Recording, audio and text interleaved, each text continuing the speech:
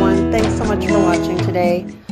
We're going to do this really pretty fun, fresh lemon design, and we're going to do it in gouache, which is a really fun medium because it kind of bridges a lot of the gaps in all of the other mediums. It is easy to work with, dries fast, you can layer it up like acrylic, it is matte and reactivatable like watercolor, and it has those beautiful rich colors and the blendability that everybody likes so much in oils. So today we're going to just start right in. I'm using the Arteza 60 count set, and this set has so many different fun colors to use, so I don't have to do a lot of mixing and blending. But that said, we still have a lot of options because this is a really easy set to use, like I said, and gouache is just so easy to work with. So first off, I'm checking to see which size brush is going to work best for me. At first I was thinking I might use a round brush like I would do in watercolor, but I decided to go with a flat brush, and I'm using a 1/2 inch flat Princeton Neptune brush, which is a little bit of a softer bristle, more like a watercolor brush, as gouache is a water medium. And I'm going to put out some lemon yellow, medium yellow, yellow ochre, and a bit of burnt sienna, and then also always some white. And I'm going to use my brush, dip it in some water, and mix a little bit of that water into my medium yellow to get a nice creamy consistency, and just fill in with a smooth wash of that lemon yellow. Now you can see I can go over the black paper because gouache is a little bit more opaque. So at first I added a little bit of my medium yellow, then I put a little bit of the lighter yellow, lemon yellow, for some highlight, and I put some of the burnt sienna on my shadow areas, which are around my edges of my lemon and where my leaf is going to overlap, so I can get those shadow areas in. I'm just blocking in my colors right now, and then I wanted to get a little bit of that highlight started, so I put a smaller brush and put it in some of the lemon yellow and some of the white, and I'm just dapping it, tapping it, dabbling it, dotting it, however you want to word it. I'm tapping that color onto my lemon yellow base, and that is going to give me a little bit of mixing from the wet paint that is on my brush and on my paper, as well as some nice texture, so you get that little bit of a dappled texture like lemons will have. So I just tap, tap, tap, and just add a little bit more white. When I see that I'm picking up a little bit of that wet color from underneath, I will dry my brush off and reapply the paint to my brush. I do generally like to work with a dirty brush, so I don't like to clean my brush that much in between because I don't want to be adding a lot of extra water, and I also like that painterly look that you get from having the previous color on your brush, so I think you can get a smoother transition between colors, as well as you get good color harmony because you've always got a little bit of that previous color on your brush.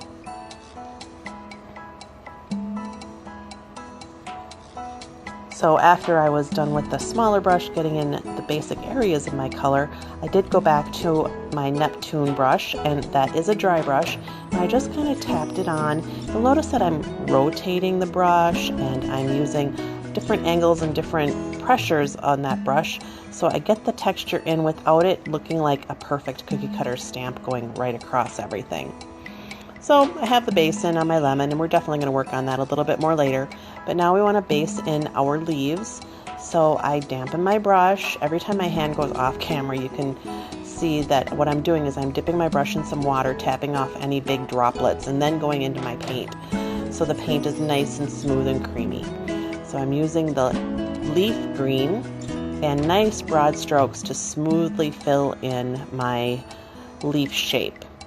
And once I get the basic shape filled in, then on my dirty brush again, I tip it with my lemon yellow, and I start at the outside edge of my leaf. I put my brush edge right on the outer edge of the leaf, and I kind of pull it in towards the vein. And as I'm pulling it in towards the vein, I am lifting up the pressure on my brush. So what that does, it's kind of like an airplane leaving the runway. I'm using a lot less pressure towards the center of my leaf, so I'm putting a lot less paint on my painting. And it gives you a natural Very subtle and easy to create variation, highlight around your leaf, as well as a darker center where your vein would be.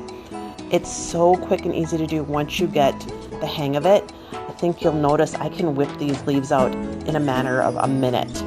And it's a fully developed leaf with a highlight on the edge and a darker vein in the center. On this larger leaf, I'm doing a little bit of a curl where you can see the edges curled up. So all I did was reload the lighter yellow onto my green paintbrush and ran that yellow edge along where I wanted the curl and the overlap to be, and it naturally already left me a perfect shadow and a perfect highlight. This is a technique that I learned when I was doing kind of old school toll painting with oils, and let me tell you, it was a lot more difficult at that point. You had to lay your colors adjacent to each other, and you would do one stroke and blend and clean off your brush and do another stroke and blend. It was super tedious. But with this gouache, it is so easy to blend and so easy to just clean your brush off with a little bit of water if you feel you've picked up too much paint.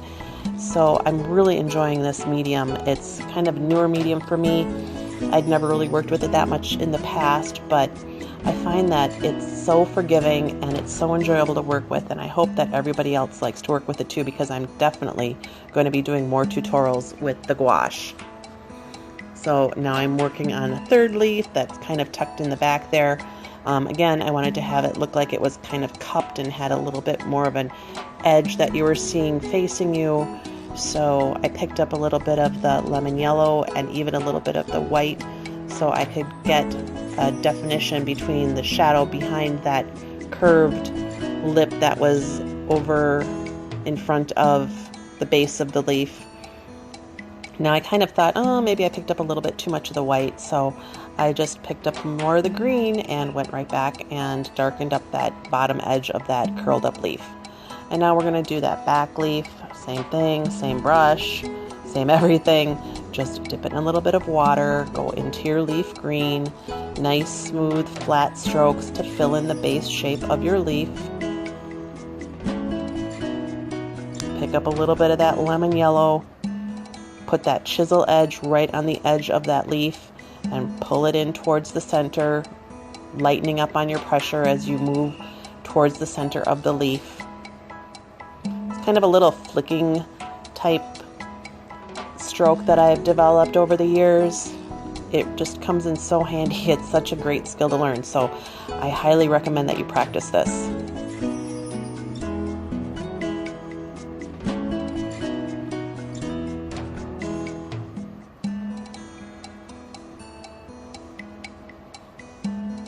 So now we have that really pretty big leaf that's in the front of the lemon. And it's the same basic technique. We're going to take our nice flat brush. We're going to fill that paint in nice and smoothly. That's also something that I really like with the gouache, is you can get a very nice, smooth, flat looking base. You don't need to worry as much about the water flow as you do with transparent watercolors. And we are working on a watercolor paper that is absorbing the extra moisture, so that paint is staying put for me. This is a 100% cotton Legion watercolor paper. I really like it. It is a black paper. It's fairly new to the market. One thing I do really like about it is they actually dye the cotton black before they make the paper. So the paper is black and saturated all the way through. You get a very nice even color.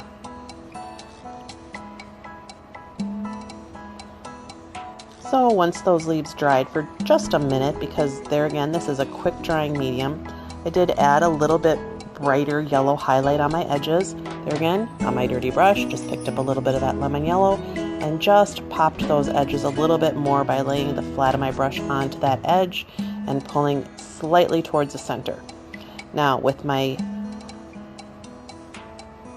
next leaf here, even though I was working basically wet next to wet, once again, you're not working as wet as you are with watercolor, so you can do areas that are next to each other without having to worry about them bleeding into one another.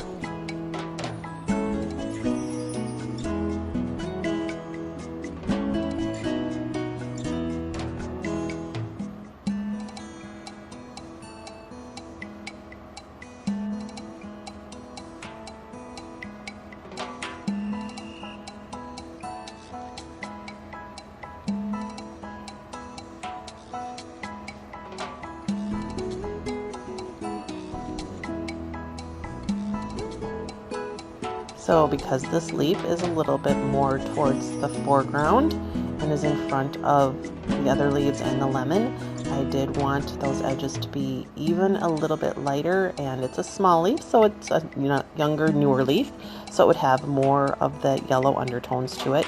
The bigger leaf that's on the left is an older leaf because it's bigger, so I did put a little bit more shadow in it. And to make a shadow color, I just added a little bit of Paynes gray to my darker green. And Paynes gray is a great mixing tool that will darken your areas without making them look dead. Sometimes when you add black or even brown, you end up with things that can look a little bit more like they're dying. And we don't want that, especially with our pretty botanical here.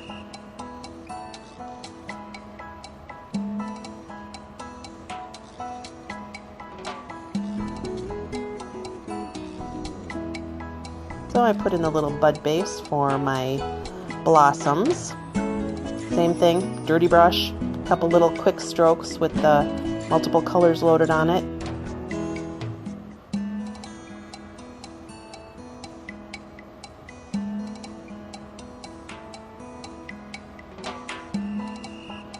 So I did really want to pop up some of those highlights on that lemon, and now that it had a chance to dry, I added a little bit more of the lemon yellow from the Arteza kit.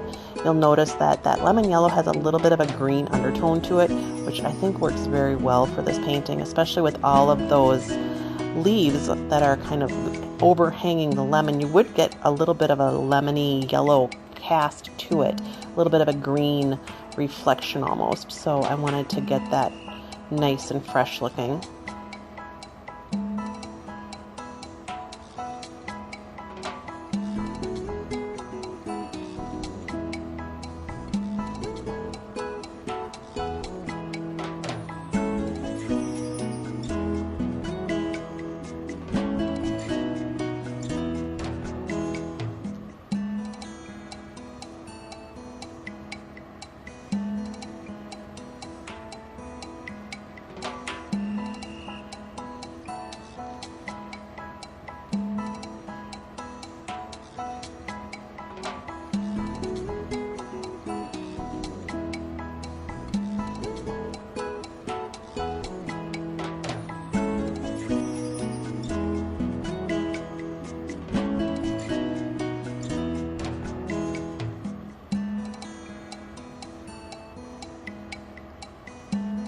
So I wanted a little bit more shadow and wanted to emphasize the roundness of the lemon a little bit more. So I used my burnt sienna and just emphasize that shadow on that blossom end of the fruit. Now it's kind of funny because on your fruit, the end that is called the blossom end is the side that had the blossom on it initially, and then you have the stem end, which is the end that is attached to the branch.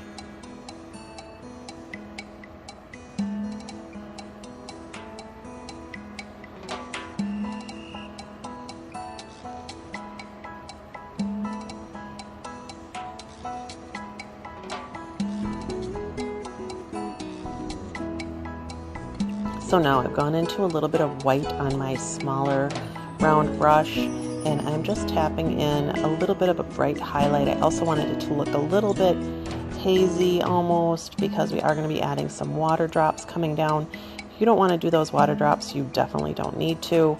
We are also in the next video going to be doing some close-up work on some of water drops coming off of the leaves.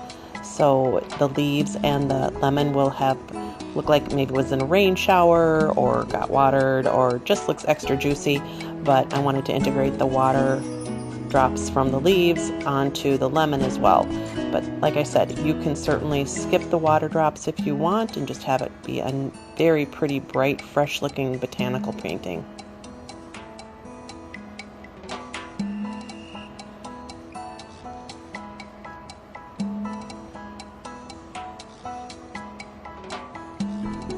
So I put a little bit of a shadow on the stems and bases of my blossoms. I just picked up a little bit of my dark Hooker's green, made a quick little stroke on one side of it.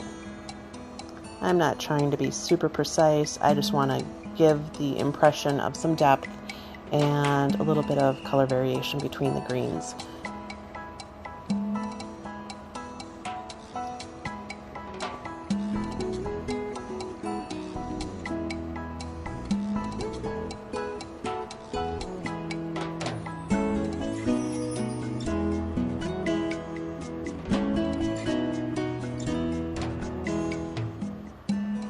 Alright, so now we're going to paint our blossoms in, and I've used the white from my Arteza kit, and there are two different whites in the kit. There's one that says titanium white, and then there is one that says just white.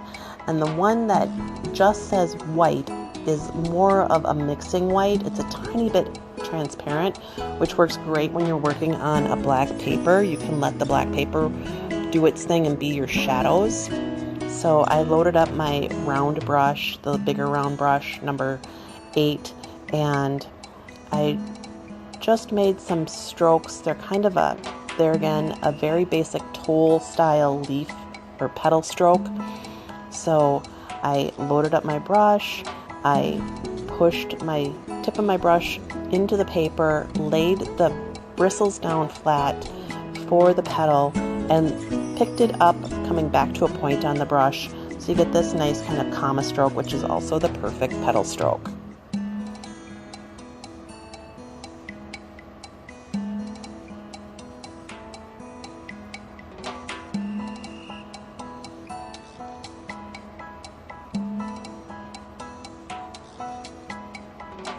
Orange blossoms are a 5-petal flower, basically kind of white, but we are going to use a tiny, and I mean tiny, little eyelash amount of the Paynes gray to give some shadow in the center of that blossom as well.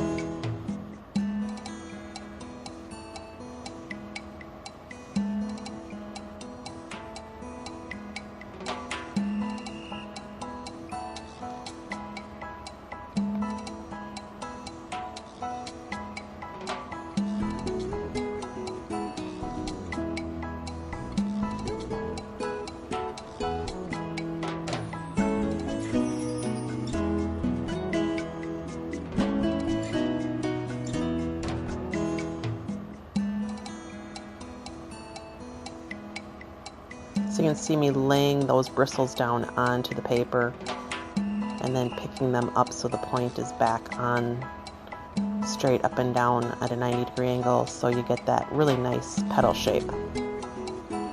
Very little work. No one else needs to know how easy they are to do.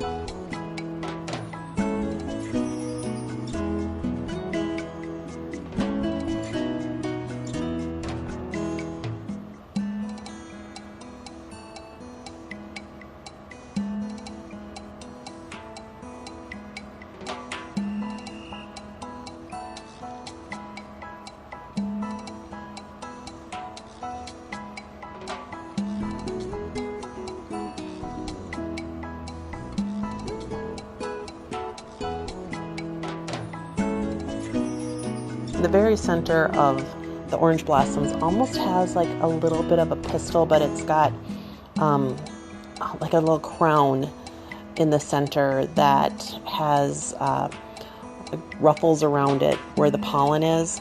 So we're going to just paint a little oval denoting the little crown shape, and then it's got the little base that connects it to the stem of the in between all of the petals. So we're going to do a little bit of the base in I used burnt sienna plus a tiny little bit of white, which is not a color combination I would normally use, but I wanted almost a peachy color, which seems kind of odd, but when you use burnt sienna and white, you get a very fleshy, almost peachy color.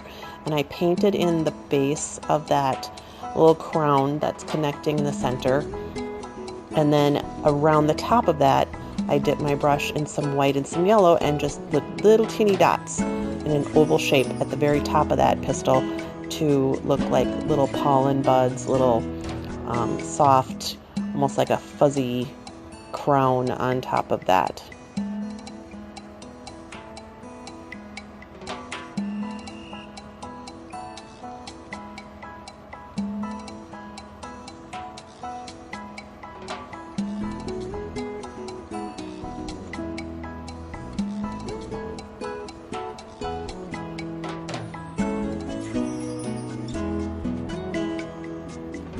Now we're going to let those petals dry a tiny bit, and we will go back and do some little bit of detail work with the tiniest amount of Paynes gray mixed in with our white, and there again a little bit of water so it's thinned out, and we can make some very soft muted veins coming out from the center of each one of those petals.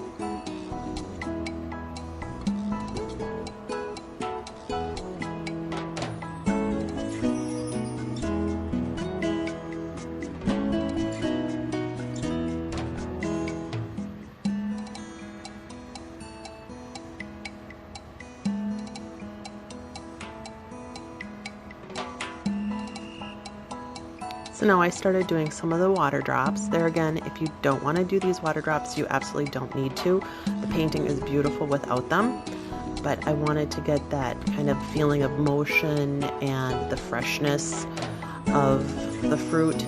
So what I wanted to do was just get a little bit of extra texture and dimension. Now when you're doing water, it is really can be kind of a tough thing to do, very similar to doing glass. What you're actually painting is the reflection of the light through the water. You're not per se painting the water itself. So you're going to just thin out some of that white, and again we're going to use that more transparent white with some water to get a consistency that you can blend really easily. I'm using a smaller liner brush, like a number 0 or 2 round brush, and I'm just going around the edges, the outside edges of where I want my water drop to be.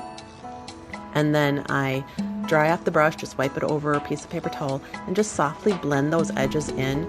What we're trying to do is just get the reflection. So when you're painting water drops, and we'll definitely go over this in more detail when we do the drops on the leaves, you are going to be painting the reflection of the water. So the light source goes through the water drop and actually collects on the opposite side of where the light source is. So on this painting, generally speaking, the light source is from above and maybe a little bit to the left, just a tiny bit. So our whitest part, the densest part, that is going to show the reflection of the light is going to be the opposite of that. So the lower right hand portion of our water drops are going to have the highest concentration of our white paint, which is going to be, that's going to be the brightest part of the spot water drop, because it's what's collecting the most light and reflecting it back. Then on the side where the light is originating from, you're going to have a hard highlight. So I get my soft, very, very soft, light grayish white outline. And the reason it looks grayish is because I'm doing it on black paper, which works great for this. And getting that very soft outline with my thinned out white, drying off my paintbrush, using just my paintbrush to blend the lower right hand side of a little bit more white into the center of the water drop, making sure that the other half of the water drop, the upper left hand side of the water drop, is still dark from the paper. When that dries, I take my tiny little liner brush again, pick up a little bit of that white paint, and I give a little tiny crescent of a sharp highlight on that upper left hand side of the drop where the water is coming from. Sometimes it doesn't always work out that way just because, you know, light reflection, you can get into the whole physics of it, the shape of the drop, the minerality of the water, blah, blah, blah. We're not worrying about all that. We're just going to give the impression of some pretty little soft water droplets coming off of our fruit.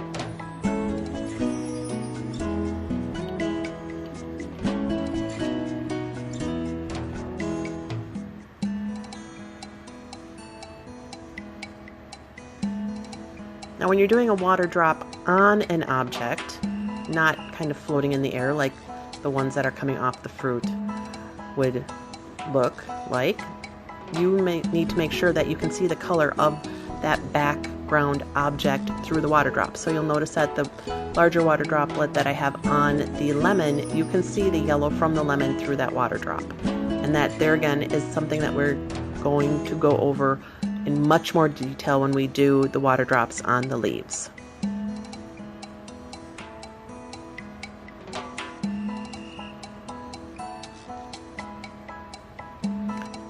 So now we're going to do some veins on our leaves. They have dried, so we can put on our darker areas without worrying about that being blended out into the lighter. So I just took my liner brush once again, loaded it up with some of that darker green that I mixed with a little bit of Paynes gray and a little bit of water so it's more fluid and I'm able to get a nice long drawn out line. And I start at the center of the vein, paint that in, and then I paint my veins coming off from the center. I know it's kind of a little thing, but on citrus leaves, citrus trees and fruit, the veins are perfectly symmetrical and they start from the same area of the center vein. Sometimes you'll get a staggered vein like on a maple leaf or a center type vein like on an oak leaf, but these leaves happen to be perfectly, veining is symmetrical. So go down the center and then come off symmetrically on either side of that center vein.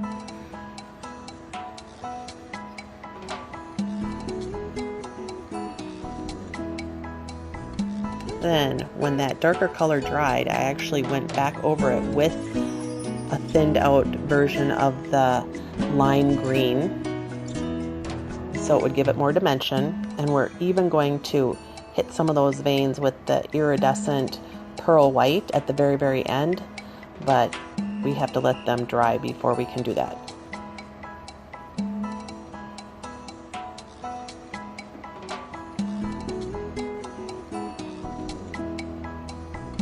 On the curled leaves, you're only going to see the veins that are coming from the one side because the other veins would be covered up from that curled edge of that leaf.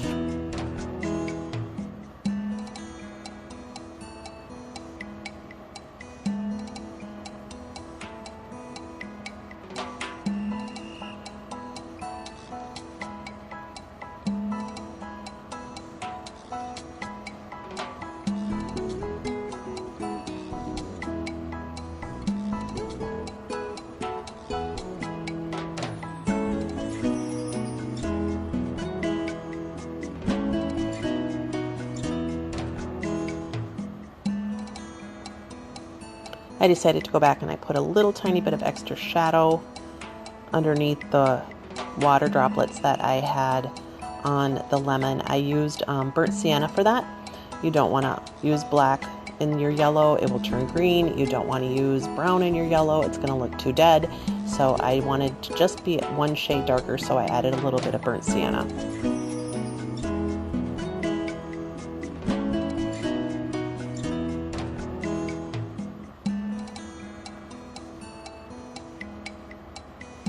Going back in, adding a little bit more detail on these petals of the flower. This is where I put in that very, very light grayish blue from the Paynes gray with the white in it, and thinning it down and just adding a few little veins from the center out of my petals.